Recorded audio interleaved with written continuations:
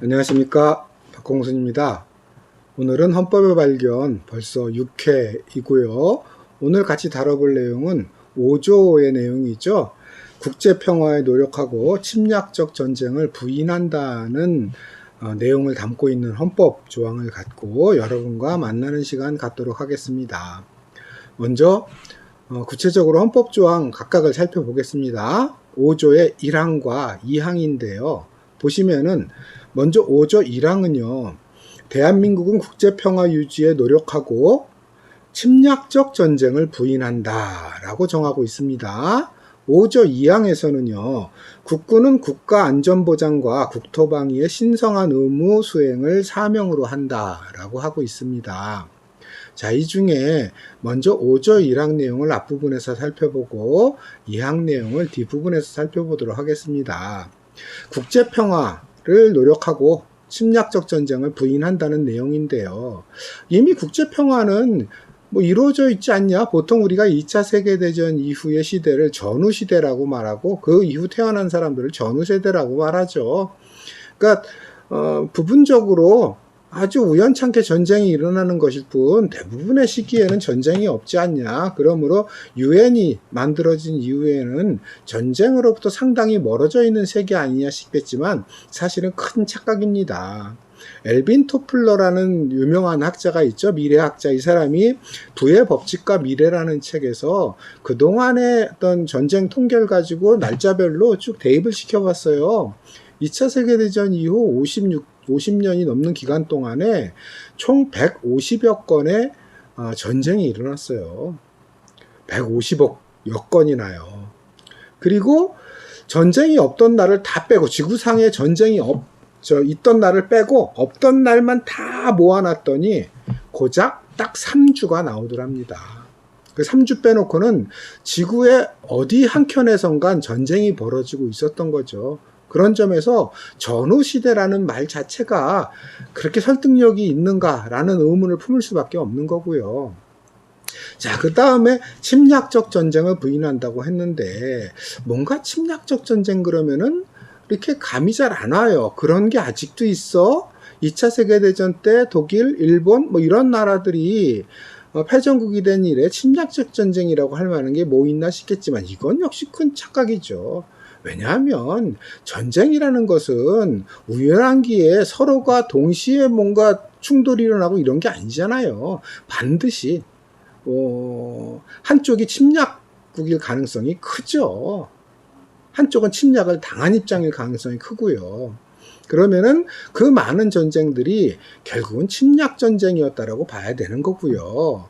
그러면 주로 어떤 나라가 침략할까요? 그냥 단순화시켜서 강대국과 약소국이 있다. 그러면은 누가 침략하는 걸까요? 당연히 강대국이 침략하겠죠. 어떤 얼빠진 약소국이 경제력으로나 군사력으로 봤을 때 자기가 질 게 뻔한데 전쟁을 일으켜서 도발하겠어요. 당연히 인류 역사를 통틀어서 보더라도 거의 다라고 말해도 무방할 정도의 확률로 강대국이 침략함으로써 전쟁은 시작되는 거죠. 그래서 여전히 침략 전쟁은 지속되고 있다라는 점을 알 수 있고요. 그런데 우리 헌법은 우리나라는 국제 평화 유지에 노력하고 침략적 전쟁을 부인한다. 부인한다는 건 참여하지 않고 반대한다는 뜻이 되겠죠.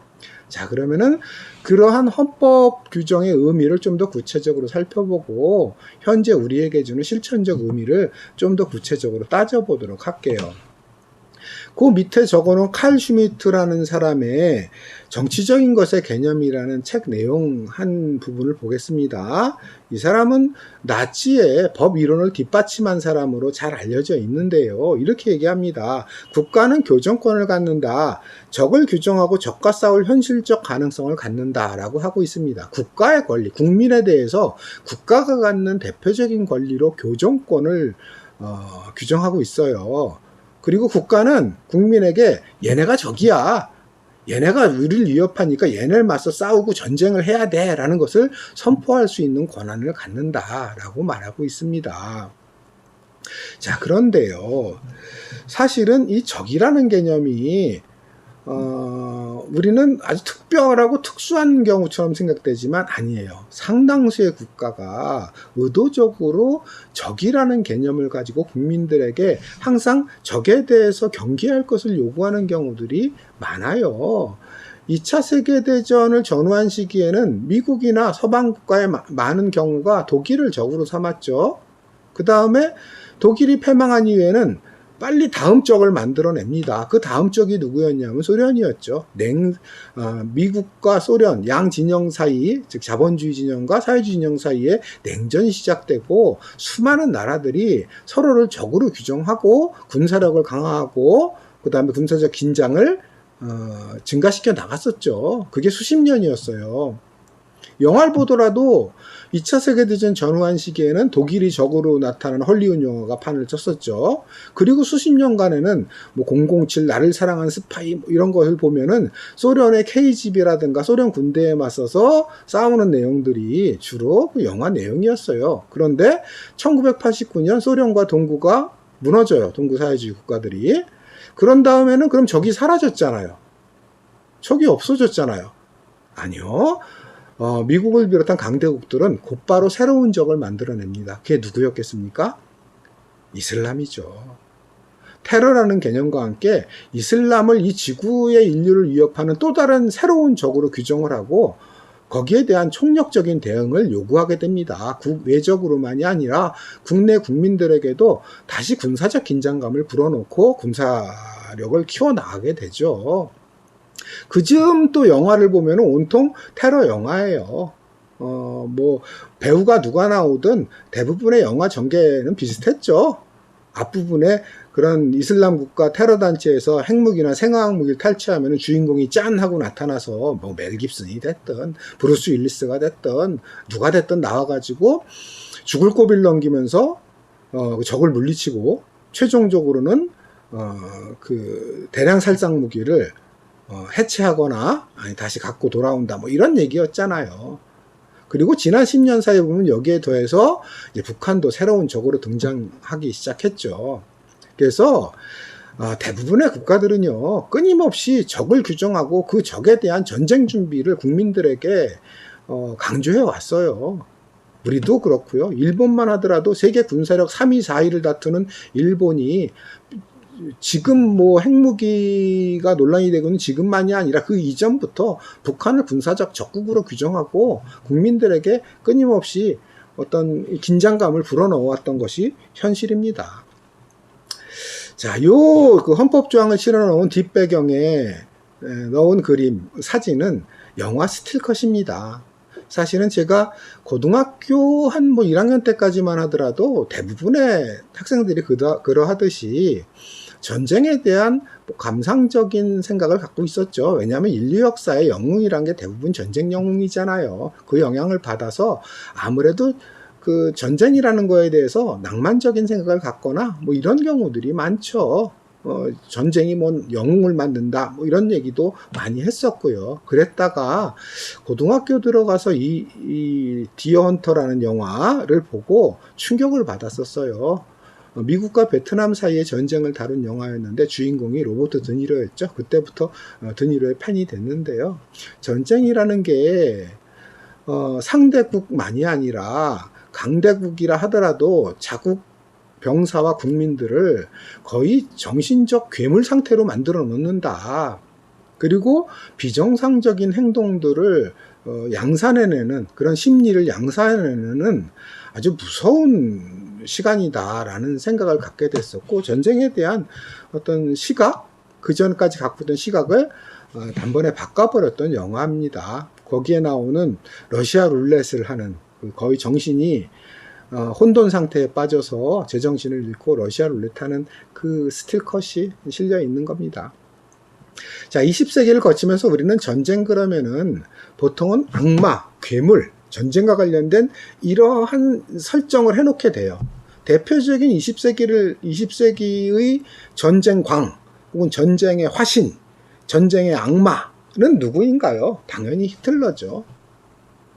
제가 실어놓은 그로스의 지옥의 히틀러라는 그림을 보면은 히틀러를 어떤 지옥에 빠져 있는 사람이지만 마치 지옥의 화신처럼 그려놨어요. 주변으로 온통 불이 가득하고요. 이게 불지옥인 거죠. 그 밑으로는 그에 의해서 죽어간 수많은 사람들이 그에게 기어오르는 장면인데요. 전쟁은 곧 이 지옥의 살풍경처럼 참혹할 수밖에 없는 게 전쟁이다라는 것, 그리고 그것을 자행했던 악마의 화신으로서의 괴물로서의 히틀러를 그려놓고 있습니다. 자, 그런데 우리는 이런 의문을 품을 필요가 있어요. 과연 히틀러나 나치 그들만이 악마였을까? 괴물이었을까? 그런데 가만 생각해 보면요. 1차 세계대전과 2차 세계대전의 성격이 뭐였나요? 우리 다 알고 있었지만 식민지 쟁탈전이었잖아요. 이미 영국, 프랑스, 스페인 등 많은 나라들이 전 세계 식민지를 독차지하고 있었고요. 후발 강대국이었던 독일은 자신들이 선진국 강대국이 될 수 있는 방법이 딱 하나밖에 없었죠. 식민지가 있어야지만 되는데 그 방법은 기존의 식민지 강대국들로부터 뺏어오는 방법밖에 없는 것이고 그 유일한 탈출구가 전쟁이었던 것이죠. 그거에 대한 국민적 지지였고요. 자, 그러면 이미 전 세계 식민지를 가지고 있던 영국이라든가 아니면 프랑스라든가 스페인 같은 나라들은 그 식민지를 어떻게 갖게 되었나요? 다 약소국에 대한 침략적 전쟁을 통해서 강탈한 거잖아요. 일본이 우리에게 그랬듯이요.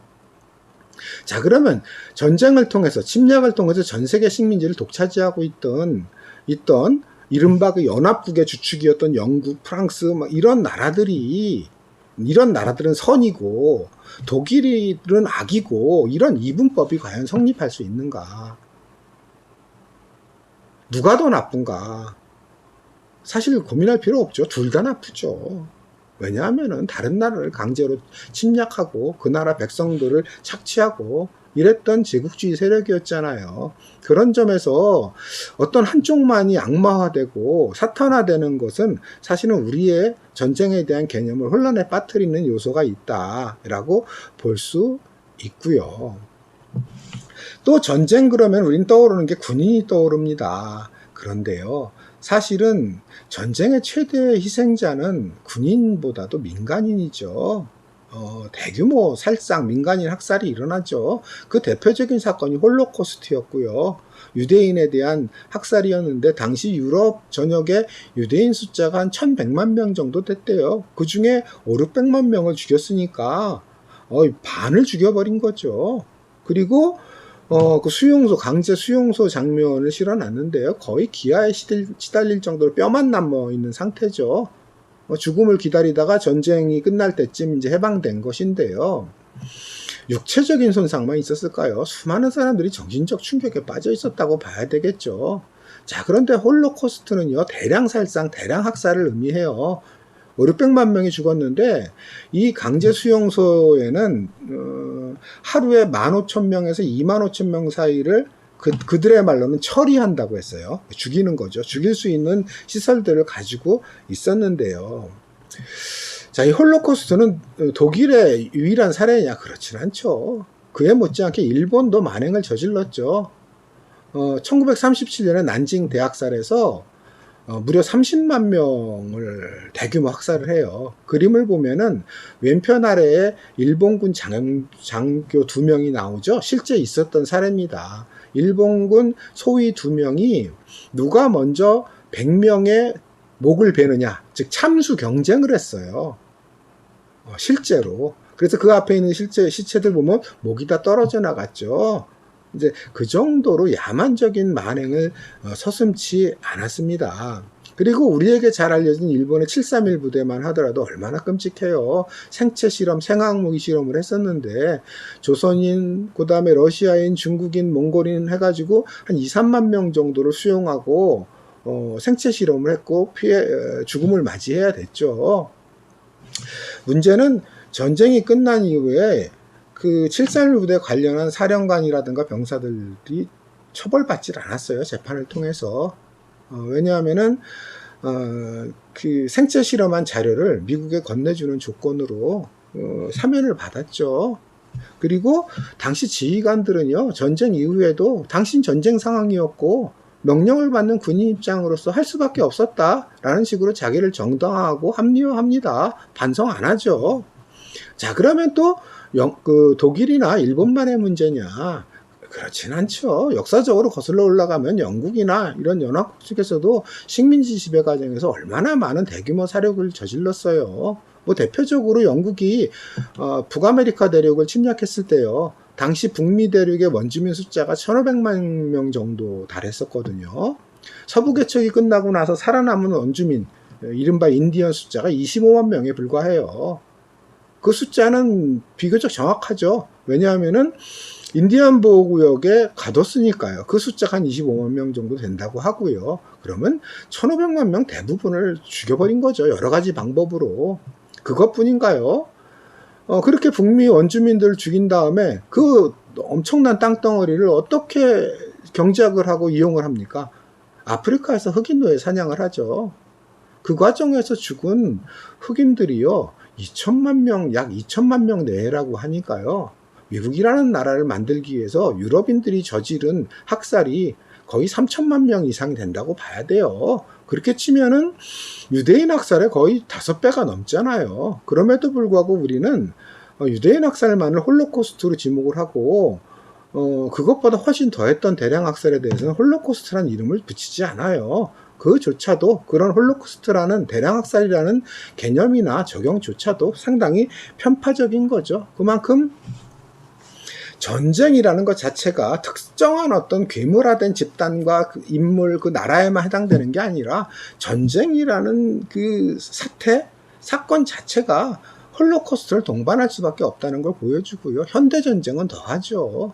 왜냐하면 현대전은 옛날과 달리, 옛날에는 이쪽 군대 뭐 10만 명, 저쪽 군대 10만 명이 행군에 와서 들판에서 군인끼리 붙는 경우가 많았잖아요. 현대전은 주로 비행기나 미사일을 통한 대량 어떤 폭격을 동반하죠. 그러면 상대방이 어디를 공격하나요? 당연히 수도부터 공격합니다. 수도에 군인이 사나요? 아니죠. 민간이 대량으로 살죠. 서울만 하더라도 1000만 명이고 수도권 그러면 2천만 명이잖아요. 여기다가 폭탄을 퍼부으면 누가 죽겠어요? 민간인이 죽죠. 이거는 뭐 우리만이 아니라 유럽이든 미국이든 아시아 어느 나라든 다 똑같은 사정이고요. 일단 전쟁이 일어나면은 민간인에 대한 대량 살상이 동반될 수밖에 없는 것이 현실이다라는 점을 알 수 있죠. 그런 점에서 국제평화와 침략적 전쟁에 대한 헌법의 규정은 그냥 이렇게 듣기 좋은 말로 해놓은 것이 아니라 현대사회, 현재 지금 세계의 조건에서도 매우 중대한 세계적인 문제이고 우리가 엄밀하게 해석하고 적용해야 될 헌법 조항이다라고 봐야 되고요. 그 구체적인 우리나라와 연관된 사례를 보자면요.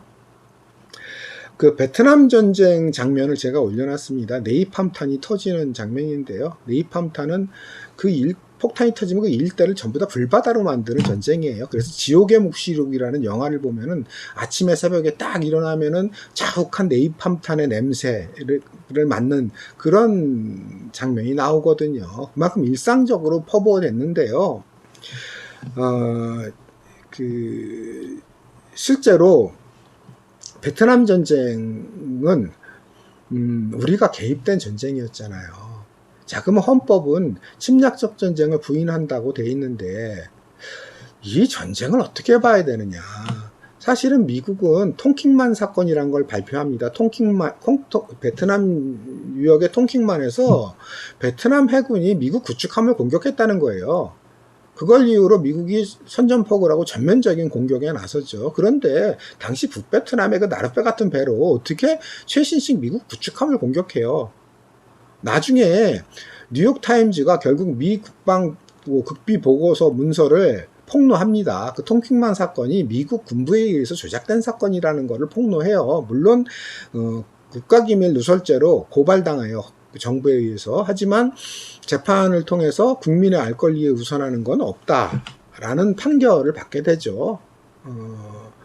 자, 그래서 이 전쟁에 우리나라가 참전을 하게 되는데요. 한 10년 동안에 30만 명이 넘는 사람이 참전을 하게 돼요. 동일 시기 내에 한 5만 명 정도, 4, 5만 명 정도가 있었고요. 이걸로 인해서 우리나라가 한 5천 명 정도가 군이 사망을 했고요. 부상자만 해도 직접적인 부상자만 1만여 명이 넘고요. 고엽제 피해자는 15만 명이 넘어요. 고엽제는요, 다이옥신을 원료로 하는데 청산가리의 뭐 1만 배의 독성을 가지고 있대요. 그거를 공중살포를 했어요. 근데 문제는 북베트남 전방 쪽을 중심으로 했을 것 아니에요.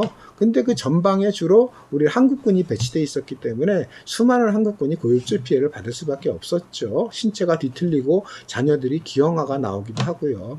당시 베트남 전체의 30%의 고엽제가 뿌려졌대요. 또 융단 폭격이란 것도 그때 나타나죠. 북베트남에 쏟아놓은 폭탄의 양이요. 2차 세계대전 태평양전쟁 전 기간 동안 쏟아부은 폭탄의 양이 1.5배래요. 그래서 폭탄의 양과 면적을 비교해 보니까 북베트남 1m당 폭탄 한 발이 떨어졌대요. 그러니까 베트남에 폭탄을 맞지 않은 땅을 남겨두지 않은 융단 폭격을 자행했던 거죠. 그 과정에서 얼마나 많은 사람들이 죽었겠어요. 그리고 한국군에 의한 베트남 민간인 살상이 대략 한 4만여 명으로 추산이 되거든요. 우리 역시도 그 전쟁 과정에서 자유롭지 않은 거죠. 그리고 그거는 주로 지금도요, 테러와의 전쟁이라는 이름으로 연관성을 가져요. 다음 사진 보면은 이라크 자이툰 부대 사진을 제가 올려놨는데요. 2003년에서 2008년까지 테러와의 전쟁을 명목으로 한 미국의 이라크 공격에 파병을 하게 되죠. 물론 주로 활동은 평화정착, 재건지원, 임시정부 지원이라고 얘기를 하지만 그 사진만 보더라도 뭐 지뢰 찾고 있는 군사들 옆에 총을 들고 있는 병사들, 한국군 병사들이 보이죠. 당연히 전투가 동반될 가능성이 있는 거죠. 그래서 당시 활동에 보면은 공격 시 방어 조치는 한다고 되어 있었고요. 또한 치안 유지 활동을 지원한다고 되어 있었어요. 다시 말해서 그들이 공격하면 우리도 공격한다는 거예요. 그리고 당시 이라크는 정규군과 민간인의 구별이 잘 안 되는 상태잖아요. 그럼 치안 유지 활동이라는 것도 이게 군사적 교전으로 갈 가능성을 일상적으로 갖고 있는 거란 말이죠. 그런 점에서 만약 미국의 이라크 전쟁이 이게 침략 전쟁이라면 헌법 위반이 되는 거죠. 그런데 유럽의 대부분의 민주국가들이 미국의 공격을 침략 전쟁으로 규정하고 참전하지 않고 반대했었잖아요. 그 많은 나라들이 여기에 관여하지 않았던 이유가 뭘까를 우리는 고민해 봐야 되는 거죠. 결국은 석유 패권을 놓고 벌어진 일이라는 걸 다 아는 거고요. 당시 공격의 빌미로 삼았던 것이 대량 살상 무기가 이라크에 있다, 핵무기와 생화무기가 있다고 했지만 실제 이라크를 점령한 이후에 미국 의회에서 조사단을 파견해서 몇 년 동안 조사를 해요. 근데 아무것도 나오질 않았죠. 그래서 미 의회가 공식적으로 발표를 합니다. 잘못된 정보에 기초한 전쟁이었다. 없다는 거죠.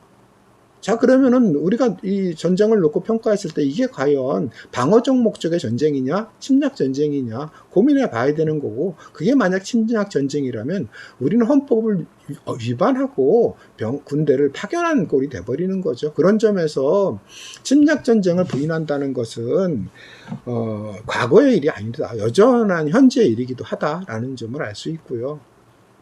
그래서 촘스키는 민주국가 대중을 위협 조종하는 상징 중에 테러리즘보다 더 중요한 것은 없다라고 말합니다. 민주국가는 일방적이고 강제로 폭력을 행사하고 전쟁을 하기는 어렵잖아요. 그럼 뭔가 국민의 감각과 감정을 이렇게 이끌어낼 수 있는 이런 그 선전 작업을 하게 되는데 그 가장 유력한 도구가 테러리즘이라는 거죠. 테러 개념을 통해서 국민들의 위협을 느끼게 하고 거기에 대한 군사행동을 정당함으로써 국가의 국내외적인 어떤 물리력 사용을 상당히 넓은 폭으로 그런 자유를 보장받으려는 것으로 나타난다. 이렇게 얘기를 하고 있는 겁니다. 사실 테러라고 한다면요, 9.11 테러로 죽은 미국인이 3,000명 정도거든요. 약. 그런데 미국의 이라크 공격으로 죽은 이라크 사람이 30만 명 정도가 돼요. 100배예요. 자, 그럼 어느 게 더 잔혹한 공격이었고 정말 테러라는 개념, 학살이라는 개념을 동원할 수 있다면 어디에다가 그 화살을 돌려야 되는지 우리가 고민할 필요가 있다는 거죠. 마지막으로요, 전쟁은 우리 인간성을 파괴해요. 그런 점에서 아까 그 헌법 5조 2항에 국가안전보장과 국토방위의 의무의 수행으로 한정해야 된다는 조항이 굉장히 중요한 건데요. 만약 이걸 넘어서서 전쟁에 휘몰아쳐 들어갔을 때 우리 스스로도 파괴된다. 어떤 폭력적인 전쟁 행위만이 아니라 심리적 파괴를 동반한다.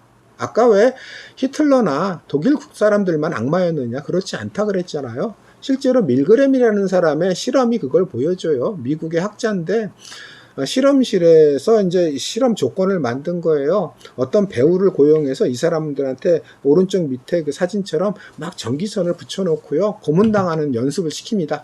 연출하는 거죠.